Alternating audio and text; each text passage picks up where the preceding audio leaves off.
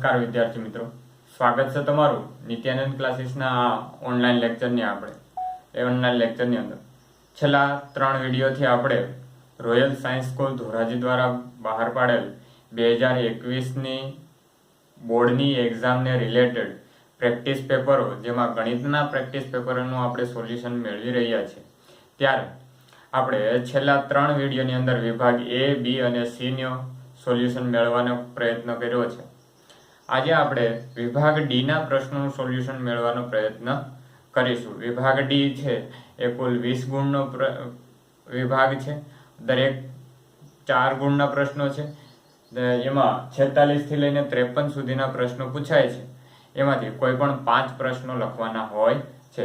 તો ખાસ કરીને અહીંયા ધ્યાન આપશો તો તમને ખ્યાલ આવશે કે કયા કયા પ્રકારના પ્રશ્નો, કેવા પ્રકારના પ્રશ્નો પૂછાઈ શકે અને તેના જવાબ આપણે કઈ રીતે લખવા. તો શરૂઆત કરીએ આજના વિડિયો લેક્ચરની. તો વિભાગ ડી નો પહેલો પ્રશ્ન છે 46મો કે 8.5 સેન્ટીમીટર લંબાઈનો રેખાખંડ AB દોરી તેનું 2:3 ગુણોત્તરમાં વિભાજન કરો. ચાલો આનો આપણે જવાબ લખીએ. તો પહેલા તો આપણે રચના લખવાની છે, એટલે આમાં પક્ષ લખવાનું છે. પક્ષ શું લખવાનો છે? તો કે તમને જે આપ્યું છે એ લખવાનો છે, બરાબર છે. અને શોધવાનું શું છે? તો કે 2:3 ગુણોત્તરમાં વિભાજન કરવાનું છે. જે કરવાનું છે એ આપણે સાધ્યમાં લખશું અથવા કૃત્યમાં લખશું, અને જે આપેલું છે એ પક્ષમાં. તો આ પક્ષમાં શું લખશું કે 8.5 સેન્ટીમીટર લંબાઈનો રેખાખંડ AB છે. ચાલો કૃત્ય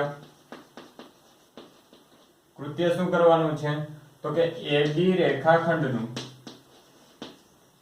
2:3 ગુણોત્તરમાં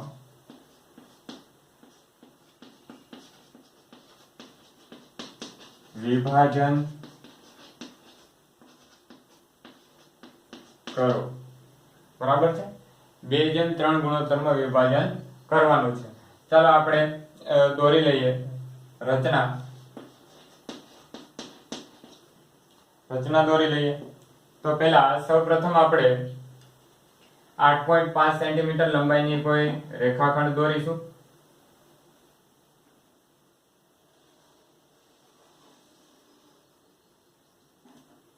ચાલો હવે શું કરવાનું છે? એને નામ આપી દો AB રેખાખંડ. હવે AB ના નીચેના અર્ધતલમાં અથવા ઉપરના અર્ધતલમાં એને કેન્દ્ર રાખી લઘુકોણ બને તે રીતે કોઈ AX કિરણ દોરો. આ ખૂણો કેવો બનવો જોઈએ? લઘુકોણ બને તે રીતે AX કિરણ દોરો. હવે શું કરવાનું છે?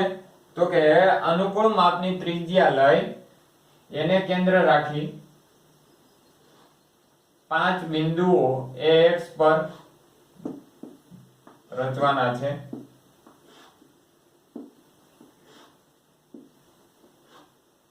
ચાલો એને નામ આપી દો A1, A2, A3, A4, A5, બરાબર છે. હવે BA5 ને જોડો. શું કરવાનું છે? BA5 ને જોડો. ચાલો હવે BA5 ને સમાંતર રેખાખંડ આપણે A2 માંથી દોરવાની છે. તો એને સમાંતર દોરવા માટે અનુકૂળ માપની ત્રિજ્યા લઈ A5 ઉપરથી કોઈ ચાપ દોરો. તે જ માપની A2 ઉપર ચાપ દોરો. પછી આ બંનેનું માપ લેવાનું છે. ચાલો હવે એ બંને ચાપ જે છે તેને A2 માંથી જોડી દો.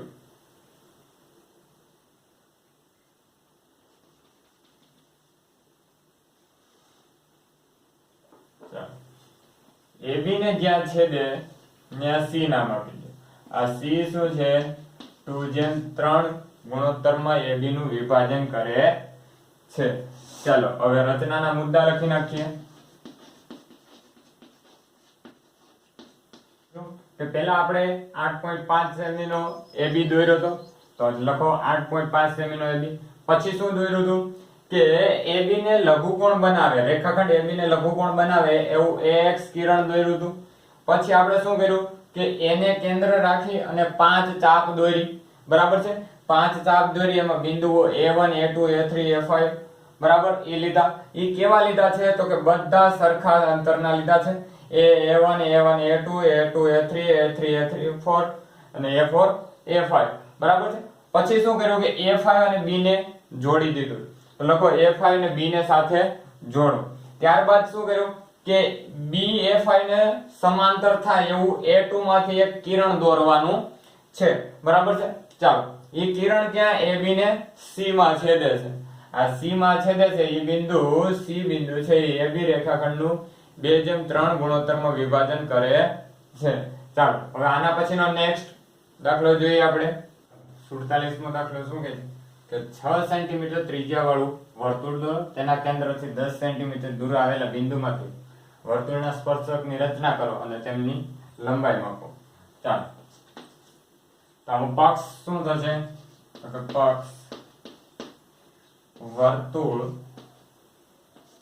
O કેન્દ્રિત 6 સેમી ત્રિજ્યા વાળું વર્તુળ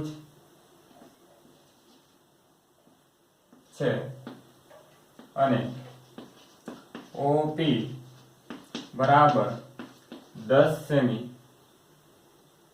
OP એટલે કે વર્તુળની બહાર થાય તેવું બિંદુ P વર્તુળની બહાર આવેલ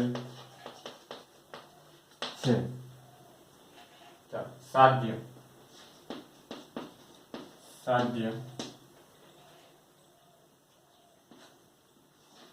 વર્તુળ O કેન્દ્રિત 6 સેન્ટીમીટર ત્રિજ્યાવાળા સ્પર્શક દોરો અને તેનું માપ શોધો. ચાલો, એ આપણે શોધવાનું છે. રચના દોરી નાખીએ આપણે. ચાલો, રચના દોરવા માટે આપણે પહેલા શું કરશું કે 6 સેમી ત્રિજ્યા વાળું વર્તુળ લઈશું પહેલા તો, બરાબર છે. ચાલો, 6 સેમી ત્રિજ્યા વાળું હું વર્તુળ લઉં છું.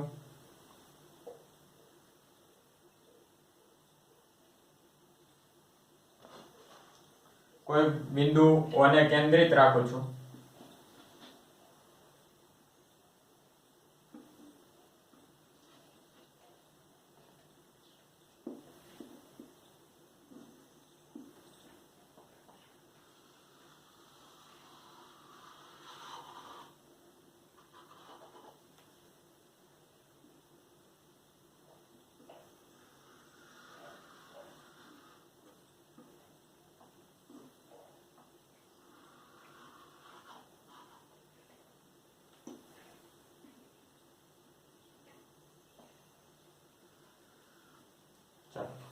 આ O કેન્દ્રિત વાળું વર્તુળ છે.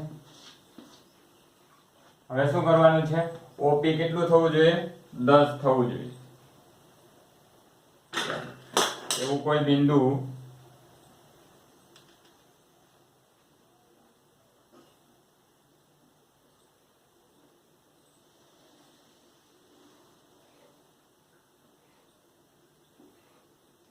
P અહીંયા લીધું છે, એવું બિંદુ P લીધું છે. હવે બિંદુ P માંથી આપણે વર્તુળના સ્પર્શકો દોરવાના છે.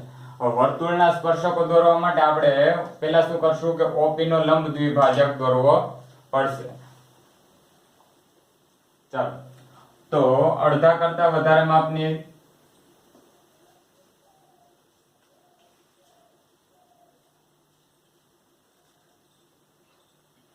ત્રિજ્યા લેશું.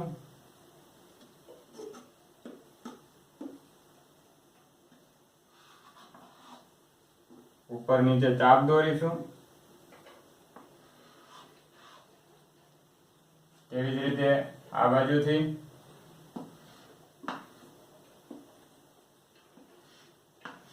ચાલો, એ બંને ચાપને આપણે જોડી દઈશું.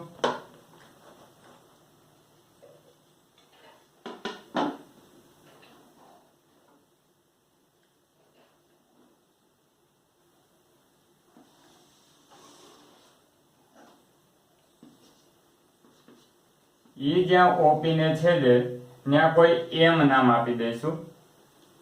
હવે શું કરશું કે એમ ને કેન્દ્ર રાખી અને MO જેટલી ત્રિજ્યા લેવાની છે.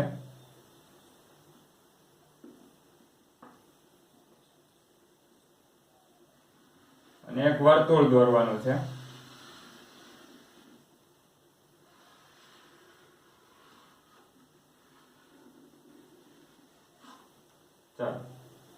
ઈ વર્તુળ જ્યાં O કેન્દ્રિત વર્તુળને છેદે ત્યાં કોઈ A અને B નામ આપી દો. હવે PA અને PB ને બંનેને જોડી દો.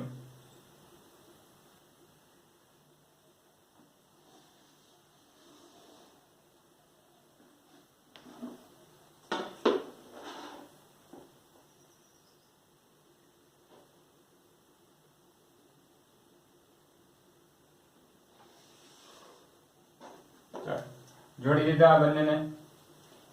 પછી OA અને OB બંનેને જોડી દો.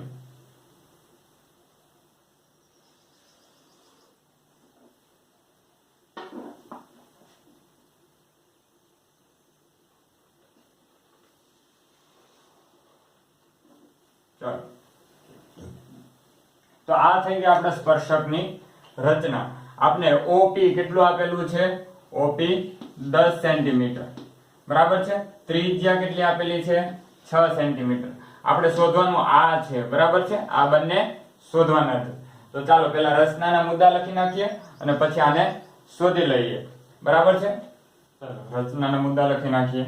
તો રચનાના મુદ્દા, પહેલો મુદ્દો શું આપણે કર્યું હતું? તો કે O કેન્દ્રિત 6 સેન્ટીમીટર ત્રિજ્યા વાળું વર્તુળ દોર્યું હતું અને O થી P સુધીનું અંતર આપણે 10 સેમી આપી દીધું છે. તો એ કોઈ વર્તુળની બહાર P બિંદુ લઈ અને OP 10 સેમી દોર્યું હતું, બરાબર છે. ત્યારબાદ શું કર્યું હતું કે આપણે OP નો લંબ દ્વિભાજક આ જે દોર્યો હતો, બરાબર છે. તો આપણે શું લખ્યું કે OP નો લંબ દ્વિભાજક દોરી તેનું મધ્ય બિંદુ M મેળવ્યું હતું. પછી શું કર્યું કે આ જે મેન વર્તુળ હતું એને M ને કેન્દ્ર રાખી અને OM જેટલી ત્રિજ્યા લઈ બીજું વર્તુળ દોર્યું હતું. એ વર્તુળ જ્યાં મેન વર્તુળને જ્યાં છેદે ત્યાં A અને B નામ આપ્યા હતા, બરાબર છે. હવે આ A અને B એને P સાથે જોડી દીધા હતા. AP અને PB બંનેને જોડી દીધા હતા. હવે આપણે સ્પર્શકના માપ શોધવાના છે. તો અહીંયા આપણે લખીએ આપણે કે સ્પર્શક એ વર્તુળની ત્રિજ્યા સાથે લંબ હોય છે. સ્પર્શક વર્તુળની ત્રિજ્યા સાથે લંબ હોય છે. તેથી OA is equal to OB બરાબર 6 સેન્ટીમીટર વર્તુળની ત્રિજ્યા છે. ત્યારબાદ PA અને PB બંને સ્પર્શક છે. AP is equal to PB એક જ વર્તુળના સ્પર્શક છે. ચાલો હવે શું કરવાનું છે કે હવે લંબ હોય, બરાબર છે. આ બંને ખૂણા લંબ છે. તો આ સામેની બાજુ OP એ કેવી છે? 10 સેન્ટીમીટર. એ બંને માટે સામાન્ય છે. તો આ શું થશે? કર્ણ થશે. તો આપણે પાયથાગોરસના પ્રમેયનો ઉપયોગ કરી ને આપણે આ બાજુનું માપ મળશે. તો ચાલો એ બાજુનું આપણે માપ મેળવી લઈએ કે OP નો square is equal to OA નો સ્ક્વેર પ્લસ AP નો સ્ક્વેર. ચાલો આપણે AP નો સ્ક્વેર મેળવવાનો છે. તો AP square is equal to OP square minus OA square. OP કેટલું છે તો કે 6 સેન્ટીમીટર, સોરી 10 સેન્ટીમીટર, 10 નો વર્ગ માઇનસ 6 નો વર્ગ, તો આ કેટલા 100 માઇનસ 36 એટલે 64. આ શું મળ્યું એપી નો સ્ક્વેર, તો એપી કેટલું થશે 64 નું વર્ગમૂળ એટલે 8 થશે. તેથી એપી બરાબર શું છે, એપી બરાબર પીબી, તો પીબી પણ કેટલા થઈ જશે 8 સેન્ટીમીટર. તો આપને આ જે માપ મેળવી કેટલા સેન્ટીમીટર મળશે 8 સેન્ટીમીટર. ખ્યાલ આવી ગયો વિદ્યાર્થી મિત્રો. ચાલો હવે આના પછીનો નેક્સ્ટ દાખલો જોઈએ આપણે. 48મો દાખલો શું કહે છે કે વાવાઝોડાને કારણે એક ઝાડ એવી રીતે ભાંગીને વળી જાય છે જેથી જેની ટોચ જમીન સાથે 30 અંશ માપનો ખૂણો બનાવે તે રીતે જમીનને સ્પર્શે છે.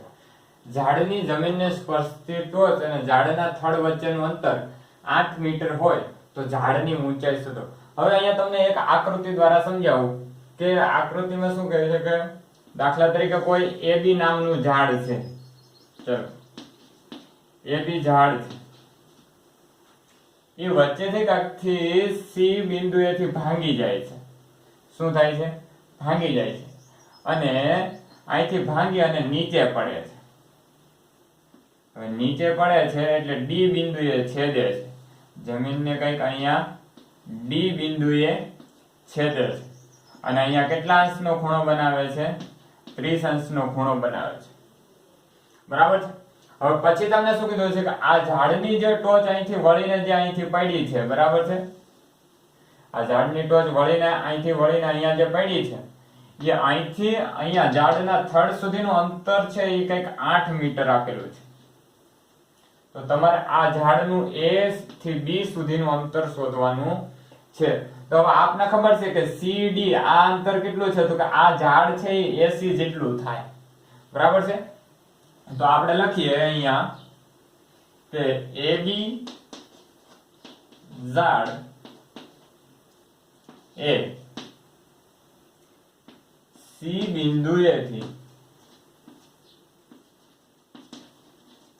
ભાંગીને AC અને BC ભાગમાં વિભાજિત થાય છે. ચાલો AC અને BC ભાગમાં વિભાજિત થયો છે જ્યારે અને AC ભાગ જમીનને D બિંદુએ છેદે છે એટલે કે AC બરાબર CD થાય. બરાબર છે. ચાલો હવે આપણે આ સામેની બાજુ અને આ માપ શોધવાનું છે. બરાબર છે. આ બંને માપ આપણે મેળવી લઈએ તો આપણે આખા ઝાડની ઊંચાઈ મળી જાય. તો એ મેળવવું આસાન છે. કઈ રીતે તો કે આપને ખબર છે ત્રિકોણમિતીય વિધેયો આપને આવડે છે તો આપણે એની અંદર ઉપયોગ કરીએ તો આપણે આ ખૂણાને લઈ લઈએ તો tan 30 અથવા tan D શું થાય તો કે tan θ સામેની બાજુના છેદમાં પાસેની બાજુ BD. બરાબર. tan D tan 30 બરાબર BC ની કિંમત શોધવાની છે તો BC એમને BD કેટલા છે તો કે BD 8 મીટર. બરાબર છે. ચાલો tan 30 ની કિંમત 1/√3 બરાબર BC ના છેદમાં 8. 8 છે એ બરાબર ની આ સાઈડ વહી આવશે. બરાબર છે. તો એ કેવા થઈ જશે અંશમાં વહી જશે તો આ શું થઈ જશે 8 ના છેદમાં √3. તો BC બરાબર કેટલા મળશે આપને √3 ઉપર નીચે ગુણી નાખીએ એટલે કેટલા થઈ જશે. ચલો આને એમને રહેવા દઈએ આપણે BC 8 ના છેદમાં √3 અથવા તો એમ ના કરવું હોય તો તમે √3 વડે ગુણી નાખો તો 8 √3 ના છેદમાં 3. બરાબર છે. ચાલો આ શું મળ્યું તમને BC. હવે આ તમને મળ્યું 8 ના છેદમાં 3 √3. બરાબર છે. ચાલો હવે આ માપ મેળવવું હોય તો કઈ રીતે મેળવશું? તો કે પાસેની બાજુના છેદમાં કર્ણ, બરાબર છે, ઈ પણ છે. ચાલો, પાસેની બાજુ એટલે cos 30 બરાબર BD, BD ના છેદમાં CD, બરાબર છે. ચાલો, CD શોધવાનું છે એટલે CD ને કરતા બનાવીએ. તો BD કેટલું છે? 8. cos 30 ની કિંમત કેટલી થશે? cos 30 ની કિંમત એટલે sin 60 ની કિંમત થશે. sin 60 ની કિંમત √3/2, બરાબર છે. ચાલો, તો આ બે ઉપર જશે એટલે CD થઈ જશે 8 દુ 16 ના છેદમાં √3, એટલે એ કેટલા થઈ જશે? તો કે 16 √3 ના છેદમાં 3. તો આ કેટલું મળ્યું? 16 √3 ના છેદમાં 3. હવે આપને ખબર છે કે BC અને CD એ બંને કેનું છે? તો કે AB નું માપ છે. એટલે આપણે લખીએ કે AB બરાબર BC વત્તા CD. તો BC વત્તા CD કેટલું થાય? AB 16 √3 છેદમાં 3 વત્તા 8 √3 છેદમાં 3 બરાબર 16 ને 8, 16 ને 8 થશે 24, બરાબર 24 √3 ના છેદમાં 3. તો આપને AB બરાબર કેટલા મળશે? AB બરાબર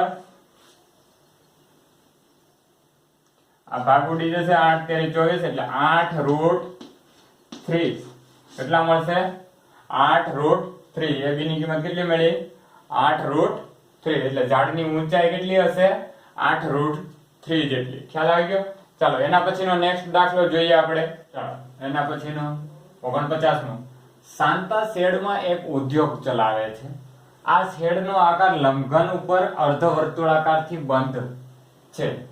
તે શેડના પાયાનું માપ 7 મીટર બાય 15 મીટર અને લંબઘન આકારની ઊંચાઈ 8 મીટર હોય તો આ શેડમાં સમાતી હવાનું ઘનફળ શોધો.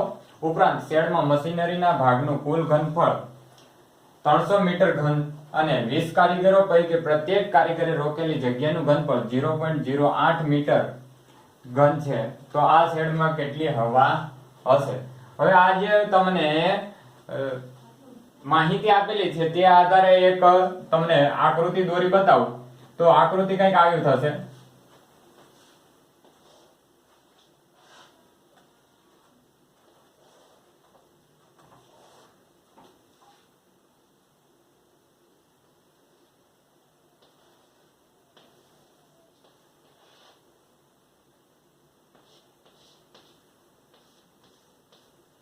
આવી રીતે કોઈ શેડ છે, બરાબર છે. હવે એમાં તમને શું કીધું કે 7 મીટર બાય 15 મીટરનો લંબઘન છે, બરાબર છે. અને લંબઘન છે એની ઊંચાઈ છે 8 મીટર છે. એનો મતલબ કે આ જે શેડ છે, શેડ એની લંબાઈ પણ 15 મીટર જ રહેશે, બરાબર છે. અને એની જે આ પહોળાઈ છે શેડની એટલે કે એ અર્ધ વર્તુળાકાર છે. અર્ધ વર્તુળાકાર એટલે કે એની શું થાય છે? વ્યાસ થશે. એ કેટલો છે? 7 આપેલો છે. હવે આમાં જેટલી પણ હવા રહેલી છે એ આપણે શોધવાની છે, પણ એમાં પાછા મશીનો પણ છે. હવે મશીને જેટલી જગ્યા રોકેલી છે એટલે 300 મીટર ઘન છે. અને પ્રત્યેક વ્યક્તિ કારીગર, બરાબર છે, 20 કારીગરો છે, એમાંથી પ્રત્યેકે એટલી 0.08 મીટર ઘનની હવા રોકેલી છે. હવે જે બાકીની જગ્યા રહી છે એમાં કેટલી હવા રહી છે એ આપણે શોધવાનું છે. તો ચાલો આપણે શોધી લઈએ કે પેલા શું શોધશું? તો કે આ લંબઘન આકાર છે, બરાબર છે, લંબઘન આકાર એનું ઘનફળ શોધવું પડશે. પછી જે અર્ધવર્તુળાકાર છે એનું ઘનફળ શોધવું પડશે. તો ચાલો આપણે શોધી લઈએ કે શેડમાં લંબઘન આકારના શેડનું ઘનફળ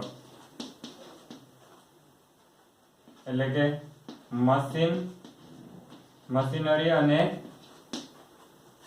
કારીગર વગરનું કુલ ઘનફળ આપણે અત્યારે શોધી લઈએ છે મશીનરી અને કારીગર વગરનું. તો એ કેટલું થશે તો કે લંબાઈ ગુણ્યા પહોળાઈ ગુણ્યા ઊંચાઈ. તો લંબાઈ કેટલી છે તો કે 15 મીટર, ઊંચાઈ કેટલી છે તો કે 8, પહોળાઈ કેટલી છે તો કે 7 મીટર અને ઊંચાઈ કેટલી છે તો કે 8 મીટર. ચાલો 15 + 7 105 ગુણ્યા 8. તો આ કેટલું થશે 8 × 5 = 40, 840 મીટર ઘન. હવે અર્ધવર્તુળાકાર જે ઘનફળ છે બરાબર, અર્ધવર્તુળાકાર જે ઉપર શેડ છે એનું ઘનફળ શોધી લઈએ આપણે. અર્ધવર્તુળાકાર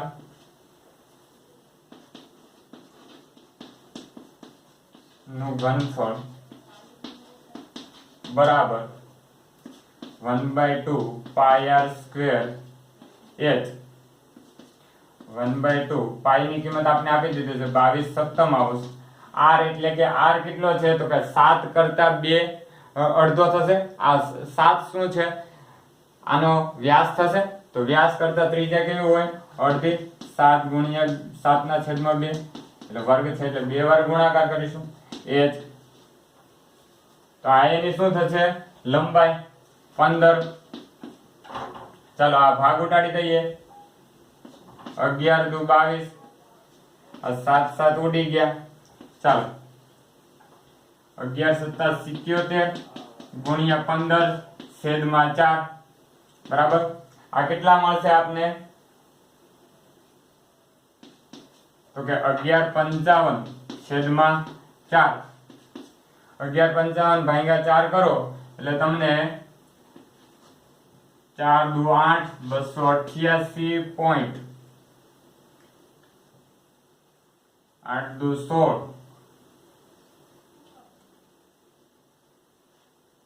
16, 75 જેટલા મળશે મીટર ઘન જેટલા બરાબર છે. ચાલો હવે આ તમને બંનેનું હવે આખાનું ઘનફળ શોધી લઈએ. તેથી શેડનું કુલ ઘનફળ બરાબર 840 + 288.75. એટલે આ કેટલા થશે 840 + 288 એટલે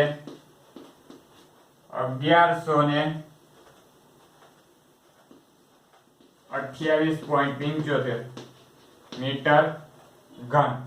ચાલો હવે આ જે છે એ તો કુલ ઘનફળ મળ્યું. આમાંથી આપણે આ મશીનરી અને પ્રત્યેક કારીગરે રોકેલી જે જગ્યાનું ઘનફળ છે એ બાદ કરી દઈએ એટલે આપણે શું મળશે હવાનું ઘનફળ મળશે. તો આપણે લખીએ કે મશીનરીએ રોકેલી જગ્યાનું ઘનફળ બરાબર 300 મીટર ઘન. જ્યારે 20 કારીગરોએ રોકેલી જગ્યાનું ઘનફળ બરાબર 20 ગુણ્યા 0.08 બરાબર કેટલા થશે આ કે છેદમાં આવી જશે એટલે 0.8 1.6 મીટર ઘન.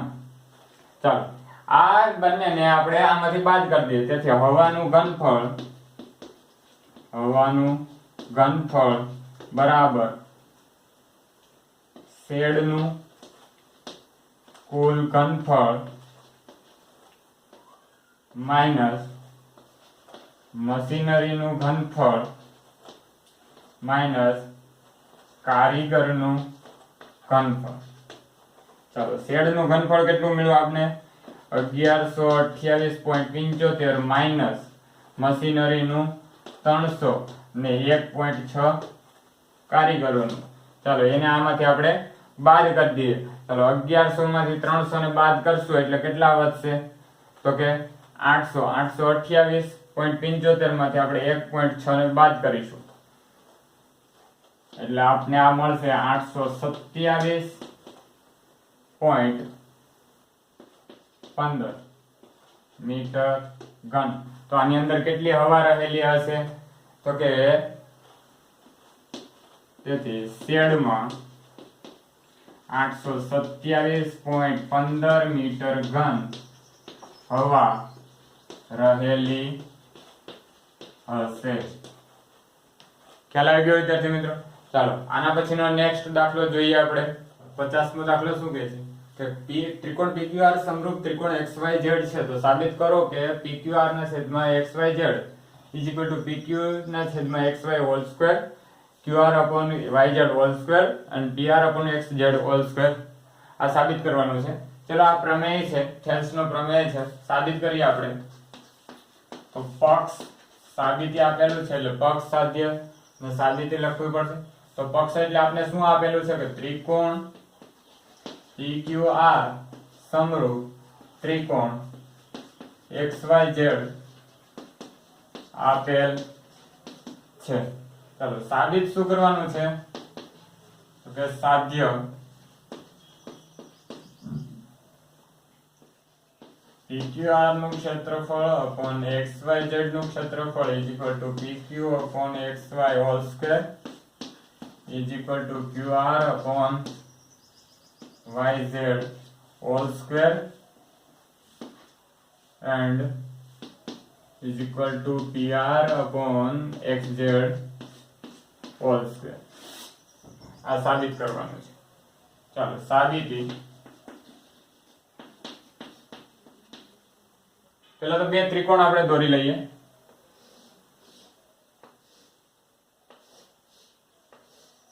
આ કોઈ બે ત્રિકોણ છે, ત્રિકોણ PQR અને XYZ. ચાલો એમાં કોઈ લંબ દોરીએ આપણે PM XM. બરાબર છે? ચાલો PM લંબ QR અને XN લંબ YZ દોરો. કારણ કે ત્રિકોણના ક્ષેત્રફળ મેળવવા માટે આપણે પાયો ગુણા વેધ, આપણી પાસે એ જ સૂત્ર છે. બરાબર છે? એટલે આપણે વેધ દોરી લઈએ પેલા. ચાલો લખીએ આપણે. ત્રિકોણ PQR નું ક્ષેત્રફળ is equal to 1/2 પાયો ગુણ્યા વેધ. એટલે પાયો શું થશે? તો કે પાયો QR છેદમાં વેધ કેટલો થશે? ગુણ્યા વેધ PM. બરાબર છે? ચાલો એવી જ રીતે XYZ નું ક્ષેત્રફળ is equal to 1/2. એનો પાયો શું થશે? YZ ગુણ્યા વેધ શું થશે? તો કે PM XN. ચાલો આ બંનેનો ગુણોત્તર મેળવી લઈએ. PQR નું ક્ષેત્રફળ છેદમાં XYZ નું ક્ષેત્રફળ is equal to 1/2 ઉડી જશે એટલે શું વધશે? QR ના છેદમાં YZ ગુણ્યા PM ના છેદમાં XN. ચાલો આને સમીકરણ નંબર 1 આપી દો. હવે જો આપણે ત્રિકોણ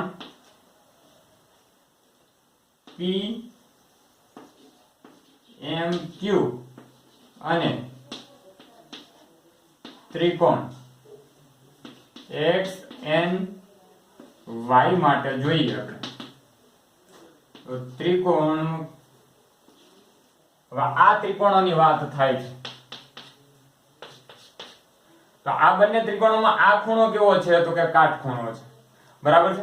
આ ખૂણો કાટખૂણો છે અને આ ખૂણો કેવો છે? બંને સરખા છે. કેમ? તો કે પક્ષમાં આપણે આપી દીધું છે કે PQR અને XYZ ના ખૂણા છે. બરાબર છે?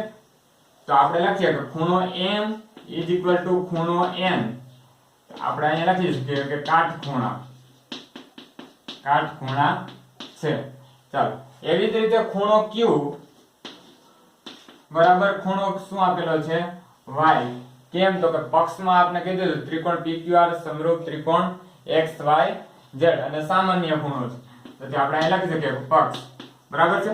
તો આ બે ખૂણા સરખા થયા એનો મતલબ કે ત્રીજો ખૂણો કેવો થશે? સરખો થશે. આપણે લખીએ અહીંયા તેથી PMQ સમરૂપ ત્રિકોણ PMQ સમરૂપ ત્રિકોણ XNY આપણે અહીં લખી શકીએ કે ખૂખું શરત ઉપરથી, બરાબર છે.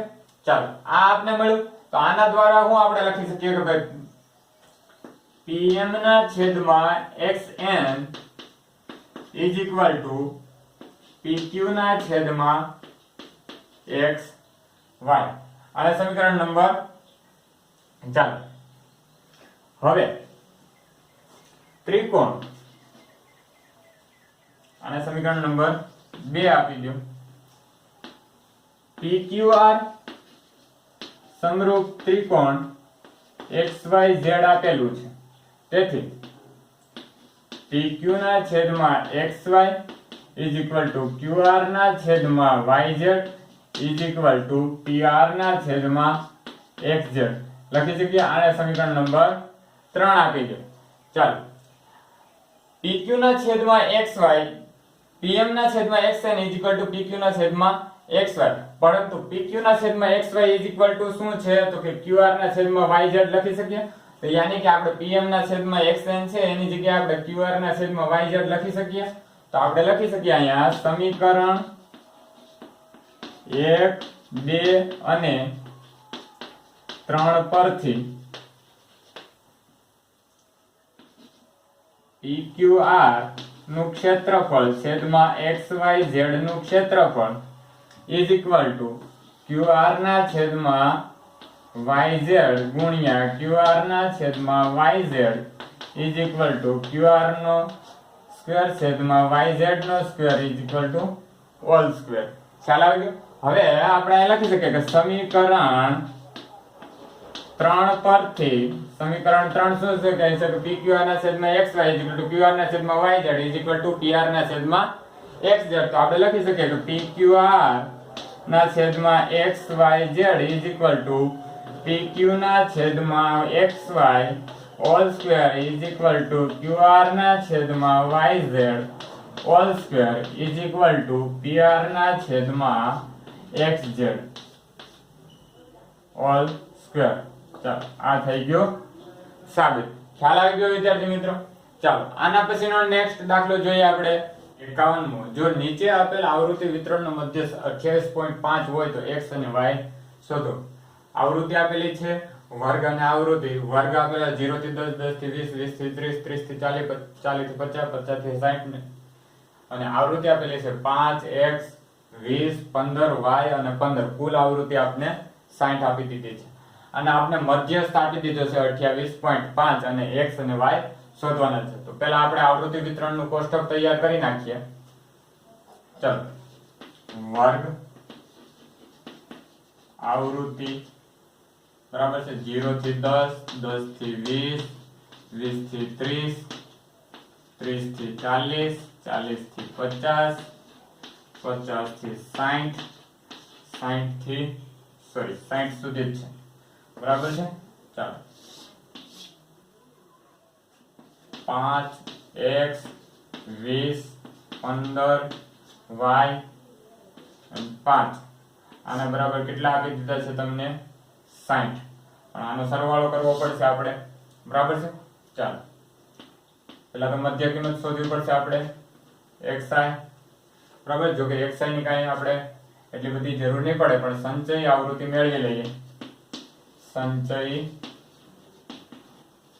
આવૃત્તિ 5 વત્તા x એ પાછા આમાં ઉમેરી દો એટલે 25 વત્તા x 25 વત્તા 15 એટલે કે 30 ને 40 વત્તા x આ 40 વત્તા x વત્તા y આ 45 વત્તા x વત્તા y.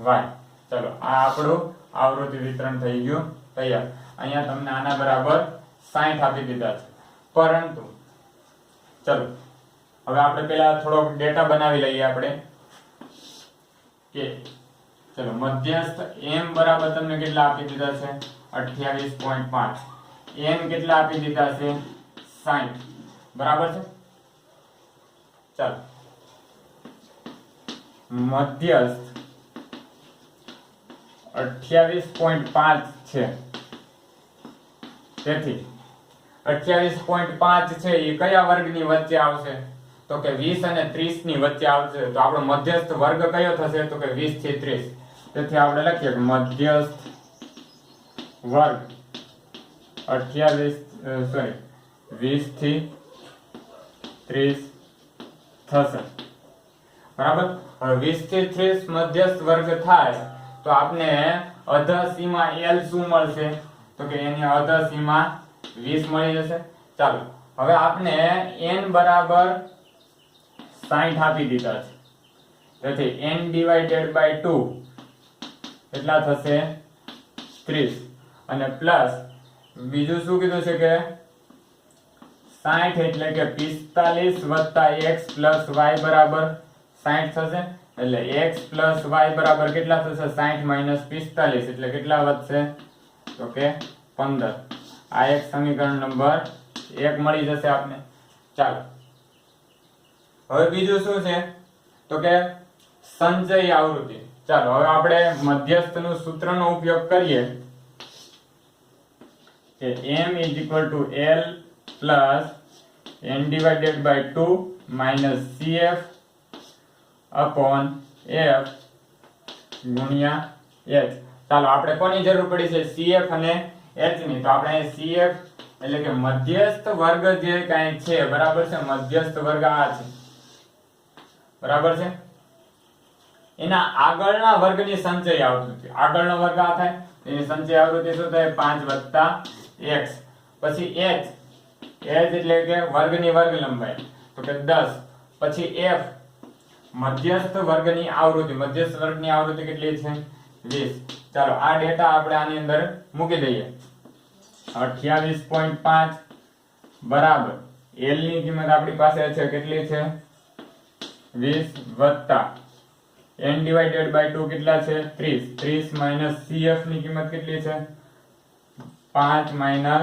x બરાબર માઈનસ નિશાનીના અંદર ગુણી દીધા છે ચાલો f ની કિંમત કેટલી છે 20 ગુણ્યા h 10 આ 0 0 ગયા ચાલો 20 ને આ સાઈડ લઈ આવો એટલે બાદબાકી થશે 28.5 માંથી 20 બાદ એટલે કે 8.5 બરાબર 8.5 આ 20 આ બાજુ આ બે ગુણાકારમાં છેદમાં છે આ બાજુ આવશે એટલે ગુણાકારમાં જશે તો 30 5 એટલે 25 વધશે ખાલી 25 x આ કેટલા થશે 17 આ 25 છે બરાબર ની આ સાઈડ આવશે એટલે -25 બરાબર -x તો આ x બરાબર કેટલા વધશે તો કે 25 માંથી 17 ને બાદ કરો એટલે 5 ને 3 8 x બરાબર કેટલા મળ્યા 8 આ x બરાબર 8 મળ્યા એ તમે સમીકરણ 1 ની અંદર મૂકો તો આપને y બરાબર મળશે 15 - 8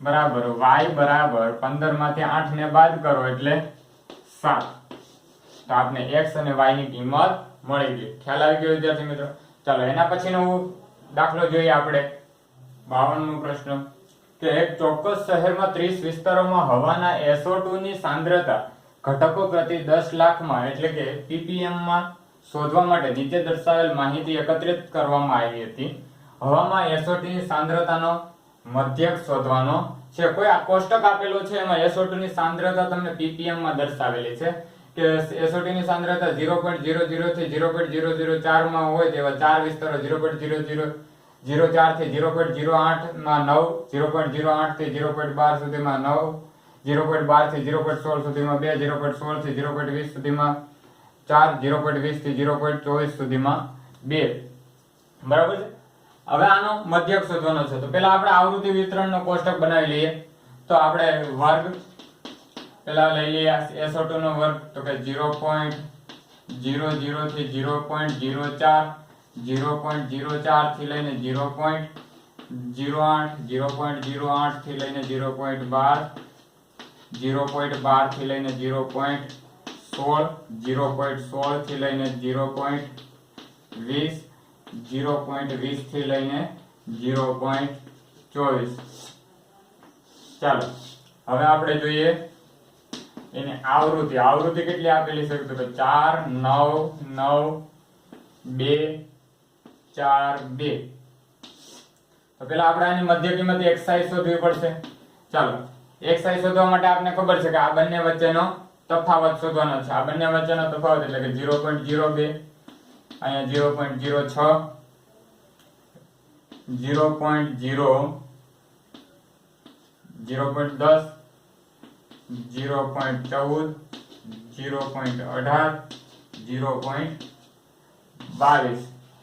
ચાલો આનો ટોટલ માર્ક દો કેટલો થશે તો કે 30 વિસ્તારો છે એટલે 30. ચાલો હવે આપણે મધ્યક શોધવાનો છે એટલે આપણે આને પોઈન્ટ વાળી સંખ્યા છે એટલે આપણે આને ગુણાકારમાં થોડીક તકલીફ થશે એટલે આપણે કઈ રીત કરશું તો કે વિચલનની રીત કરશું. બરાબર છે. પદ વિચલનની રીતથી આપણે તો કે ui મેળવી લઈએ. ui બરાબર xi minus a upon h. બરાબર છે. કોઈ આપણે a ધારી લઈએ. દાખલા તરીકે હું આને a ધારું છું.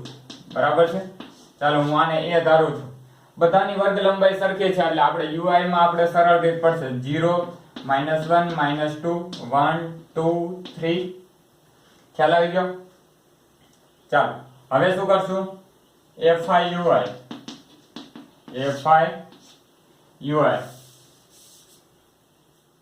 ચાલો 4 2 8 -8 -9 0 2 4 2 8 3 2 6. ચલો fi ui કેટલા મળ્યા sigma fi ui is equal to ચલો 8 2 16 ને 1 17 આ કેટલા થશે 8 2 16 એટલે -1 મળ્યા. ચાલો હવે આપણે મધ્યક શોધવાનો છે એટલે મધ્યકમાં x bar is equal to શું થશે તો કે a plus sigma fi ui upon sigma fi ગુણ્યા h. આ સૂત્ર છે. તો ચાલો આપણે બધી માહિતી એકઠી કરી લઈએ. તો કે a કેટલા છે આપણી પાસે a આપણી પાસે 0.10. ચાલો સિગ્મા fi ui કેટલા મળ્યા આપને -1 પ્લસ બીજું શું મળ્યું આપને કે સિગ્મા fi એટલે કે આ બરાબર છે સિગ્મા fi 30 કુલ આવૃત્તિ અને h વર્ગ લંબાઈ કેટલી મળી વર્ગ લંબાઈ તો કે 0.04 બરાબર છે. ચાલો હવે આની અંદર કિંમત મૂકી દઈએ 0.10 વત્તા સિગ્મા fi ui -1/30 ગુણ્યા 0.04. રેડી ખ્યાલ આવી ગયો તમને. ચાલો આ શું થશે 10/100 વત્તા એટલે આ માઈનસ થઈ જશે એટલે આ 4/30 ગુણ્યા 100 થઈ જશે. ચાલો આનું સાદું રૂપ આપી દઈએ તો આ બંનેની અંદર 100 સામાન્ય છે પણ બંનેનું સાદું રૂપ આપવા માટે આપણે લસા લેવો પડશે તો 30 વડે લસા આપજો તો 30 ગુણ્યા 100 10 એટલે 300 - 4 છેદમાં 3 ગુણ્યા 1000 થઈ જશે એટલે 30 ગુણ્યા 100 થાય એટલે મેં 3 ગુણ્યા 1000 કરી નાખ્યા. ચાલો આ કેટલા થઈ જશે 296 છેદમાં 3 ગુણ્યા 1000. ચાલો આનો ભાગ ઉડાડો 9 તેરી 27 2 વધ્યા 26 થયા 8 તેરી 24 2 વધ્યા 20 થયા 6 તેરી 18 2 વધ્યા 6 તેરી 18. ચાલો એટલે તમને 6 6 6 મળતા જશે એટલે 98.67 કરી નાખું છું. બરાબર છે. ચાલો તો x bar is equal to 98.67 છેદમાં 1000 આપને મળ્યા તો 1000 ને આપણે x બાર કેટલો મળશે તો કે 0.09867 આ શું મળશે ppm માં મળશે. ખ્યાલ આવી ગયો.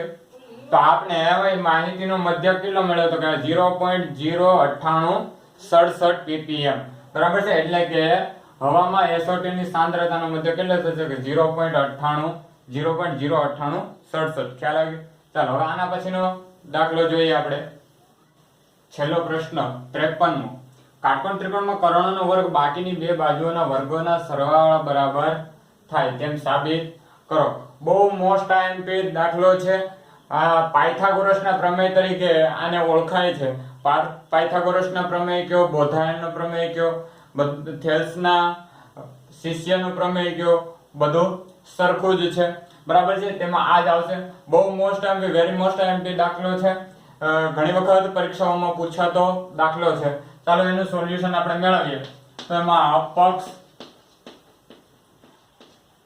તો આપને શું કીધું કે કાટકોણ ત્રિકોણ કીધું છે હું તમને અહીંયા કાચી આકૃતિ એક દોરીને બતાવું છું કે ભાઈ કાટકોણ ત્રિકોણ બરાબર આ કાટકોણ ત્રિકોણ છે બરાબર કોઈ કાટકોણ ત્રિકોણ ABC આપેલો છે એમાં આ કાટકોણ ત્રિકોણ કાટખૂણાની સામેની બાજુ કર્ણ બરાબર છે ઈ કર્ણનો વર્ગ બાકીની બે બાજુ આ છે એના વર્ગોનો સરવાળો આ બેના વર્ગોનો સરવાળો એ આના વર્ગ બરાબર થાય એવું આપણે સાબિત કરવાનું છે તો આપણે સાબિત કરીએ તો પક્ષ લખીએ આપણે શું આપેલું છે ભાઈ ત્રિકોણ ABC માં ખૂણો B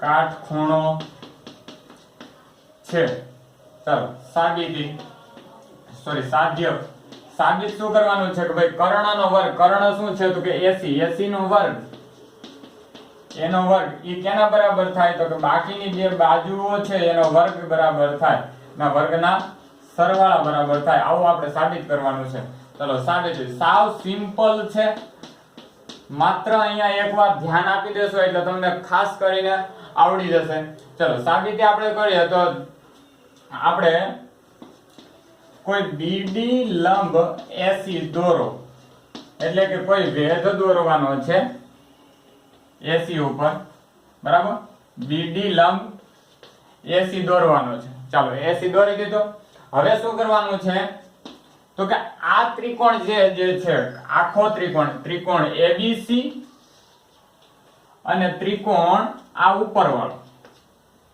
આ ત્રિકોણ ADB ચાલો ત્રિકોણ ADB અને ત્રિકોણ ABC માં ખૂણો D = ખૂણો B થાય કેમ તો કે એ બંને કેવા છે કાટખૂણા છે કારણ કે આ વેધનો ખૂણો છે બરાબર છે ચલો આ વેધનો ખૂણો આ અને આ ત્રિકોણ ABC માટે આ ખૂણો એ બંને કેવા થશે આ ત્રિકોણ માટે આ ખૂણો 90 નો થશે અને આખા ત્રિકોણ માટે આ ખૂણો 90 નો થશે એટલે એ બંને સરખા થશે ચાલો પછી બંને ત્રિકોણમાં આ ત્રિકોણ લ્યો તોય અને આ આખો ત્રિકોણ લ્યો તોય આ ખૂણો તો કેવો છે બંને માટે એક જ છે સામાન્ય ખૂણો છે એટલે આપણે અહીંયા લખી શકીએ ખૂણો A = ખૂણો A સામાન્ય ખૂણો ચલો બે ખૂણા આપણે સરખા મળે છે ત્રીજો ખૂણો મળવાનો જ છે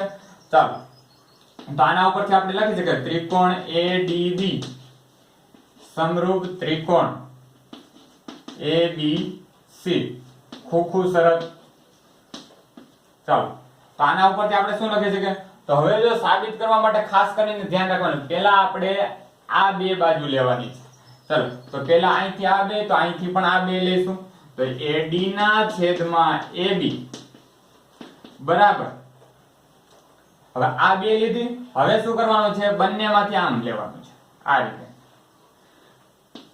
AB ના છેદમાં AC આ બે બાજુઓનો ગુણોત્તર લઈ લે બરાબર છે ચાલો આનો સાદુરૂપ આપી દઈએ તો આ AC ના સાઈડ લઈએ એટલે AD * AC બરાબર AB * AB એટલે AB નો વર્ગ થઈ જશે ચાલો આ AB * AB એટલે AB નો વર્ગ થઈ જશે ચાલો આને કહી દે સમીકરણ નંબર 1 બરાબર છે ચાલો હવે શું કરશું હવે આપણે ઉપરનો ત્રિકોણ લીધો તો હવે આ ત્રિકોણ લ્યો આ ત્રિકોણ કયો BDC કયો ત્રિકોણ BDC અને ABC આખો ચાલો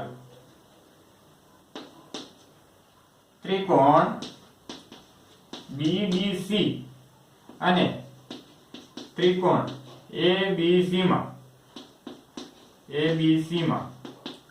ખૂણો D ઇઝ ઇક્વલ ટુ ખૂણો B થશે, કેમ કે એ બંને કેવા છે? કાટખૂણા છે. આ ખૂણો આ ત્રિકોણ માટે, નીચેના ત્રિકોણ માટે આ ખૂણો અને આખા ત્રિકોણ માટે ખૂણો B, એ બંને કેવા થશે? 90 90 ના, એટલે એ બંને સરખા થશે. પછી જો આ ખૂણો C છે, ખૂણો C, એ ત્રિકોણ આખો ABC લ્યો કે ત્રિકોણ નીચેનો લ્યો, બંને ત્રિકોણ માટે આ ખૂણો બદલાય છે? નથી બદલાતો.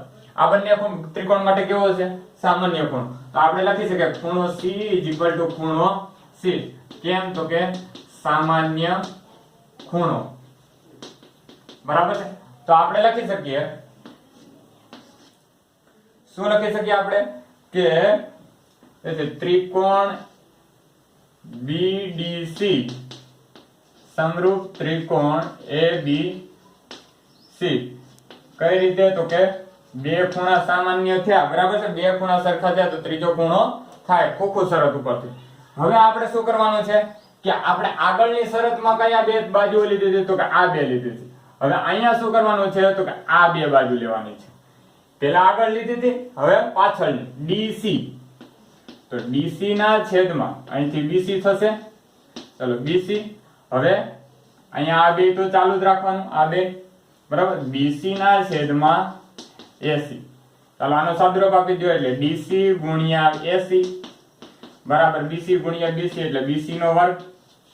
સમીકરણ નંબર 2. હવે શું કરવાનું છે? આ બે સમીકરણનો સરવાળો આપી દેવાનો છે. ચાલો સમીકરણ 1 અને 2 નો સરવાળો કરતા, સરવાળો કરીએ એટલે આપણે શું થશે કે ભાઈ AD ગુણ્યા AC, AD ગુણ્યા AC વત્તા DC ગુણ્યા AC બરાબર શું થશે? AB નો વર્ગ વત્તા BC નો વર્ગ. તો ચાલો આપણે આટલું તો મળી ગયું, આટલું મળી ગયું. હવે આપણે આટલું શોધવાનું છે. ચાલો કઈ વાંધો નહીં. ચાલો આ બંનેમાંથી કોમન શું નીકળશે? AC કોમન નીકળશે તો વધશે શું? અહીંયા AD વધ્યું, વચ્ચે પ્લસ ની નિશાની, અહીંયા શું વધ્યું? DC બરાબર AB સ્ક્વેર વત્તા BC સ્ક્વેર. ચાલો AC AD વત્તા BC. ચલો આ AD અને આ DC, આ બંનેનો સરવાળો કરો તો આપણે આખું માપ મળશે AC. તો આપણે આના બરાબર લખી શકીએ AC.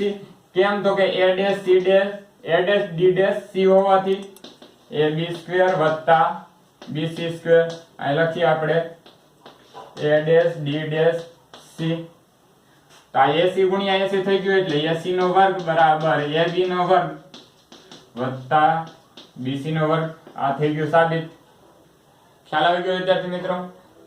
તો આ હતું ધોરણ 10 નું 2021 માં 30% અભ્યાસક્રમ ઘટાડેલા સાથે કેવા પ્રકારના પ્રશ્નો બોર્ડની અંદર પૂછાઈ શકે તેનું પ્રેક્ટિસ પેપર, બરાબર છે, જે રોયલ સાયન્સ સ્કૂલ ધોરાજી દ્વારા બહાર પાડવામાં આવેલું છે. એનું આપણે પેપર નંબર 1 નું આપણે સોલ્યુશન મેળવું. આશા રાખું છું કે તમને આની અંદર ખ્યાલ આવી ગયો હશે. જો હજુ ખ્યાલ ન આવ્યો હોય તો હજી વિડીયોને રિપીટ કરીને જોઈ લેજો એકવાર, અને એની નોંધ પોથીમાં તમે નોંધ કરતા જશો. જે ન આવડે તે દાખલાને તમે નોટબુકમાં નોંધ કરજો, જેથી કરીને વારંવાર એનું પુનરાવર્તન તમે કરી શકો છો. જો હજુ સુધી અમારી ચેનલને સબસ્ક્રાઇબ ન કરી હોય તો સબસ્ક્રાઇબ કરી દેજો, જેથી કરીને આવા જ કેટલાક પ્રેક્ટિસ પેપરો, હજુ પણ આના કેટલાક પ્રેક્ટિસ પેપરો છે એના સોલ્યુશન અમે અપલોડ કરવાના છે, તો તેની તરત તમને નોટિફિકેશન મળી જાય અને તુરંત તમે તેનો અભ્યાસ કરી શકો. જો વિડીયો પસંદ જ આવ્યો હોય તો લાઈક કરી દેજો, અને જો કોઈ તમારા મિત્રો પણ 10મા ધોરણમાં અભ્યાસ કરતા હોય અને તેમને પણ બોર્ડની એક્ઝામ દેવાની હોય તો તેમને પણ આ વિડીયો શેર કરજો, જેથી કરીને તે પણ સારા એવા ગુણ સાથે પાસ થઈ શકે છે. Thank you.